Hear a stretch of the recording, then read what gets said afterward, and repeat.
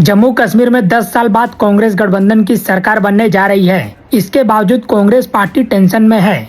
सरकार बनाने के बावजूद कांग्रेस की टेंशन होने के दो बड़े कारण बताए जा रहे हैं। इसमें पहला कारण पार्टी के भीतर की गुटबाजी और दूसरा कारण सहयोगी एनसी की बेरुखी है। यही वजह है कि कांग्रेस ने अब तक जम्मू कश्मीर में न तो विधायक दल का नेता चुन पाया है और न ही यह फैसला कर पाया है कि कश्मीर की नई सरकार में शामिल होना है या नहीं। जम्मू कश्मीर की 90 विधानसभा सीटों के लिए 5 अक्टूबर को परिणाम जारी किए गए थे।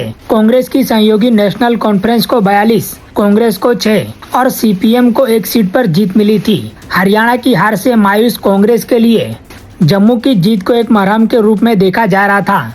हालांकि सरकार बनाने की प्रक्रिया ने कांग्रेस की मुश्किलें बढ़ा दी हैं, लेकिन इसी बीच जम्मू कश्मीर विधानसभा में उपराज्यपाल की ओर से 5 विधायक मनोनीत करने के खिलाफ याचिका आज सोमवार 14 अक्टूबर को सुप्रीम कोर्ट पहुंची। इस याचिका पर सुप्रीम कोर्ट ने सुनवाई करने से साफ इनकार कर दिया। सुप्रीम कोर्ट की ओर से याचिकाकर्ता को कहा गया है कि पहले हाई कोर्ट में सुनवाई के लिए याचिका दायर करें। याचिकाकर्ता की तरफ से वरिष्ठ कांग्रेसी वकील अभिषेक मनु सिंघवी पेश हुए। जस्टिस संजीव खन्ना की अध्यक्षता वाली बेंच ने कहा, सीधे सुप्रीम कोर्ट सुनवाई नहीं करेगा, पहले इसे हाई कोर्ट में सुना जाना चाहिए। सुनवाई के दौरान वरिष्ठ कांग्रेसी वकील अभिषेक मनु सिंघवी ने कहा, यह एक बुनियादी संरचना का मुद्दा है। आप इसके सहारे चुनाव से मिले जनादेश को रद्द कर सकते हैं। याचिकाकर्ता पर जस्टिस संजीव खन्ना ने कहा, ये हम मानते हैं, आप हाई कोर्ट में इस मामले को लेकर जाइए। उन्होंने ये भी कहा है कि कई मामले में जहां हमने पहली बार में याचिका पर सुनवाई की है, हम देखते हैं कि उसमें कई चीजें छूट जाती हैं।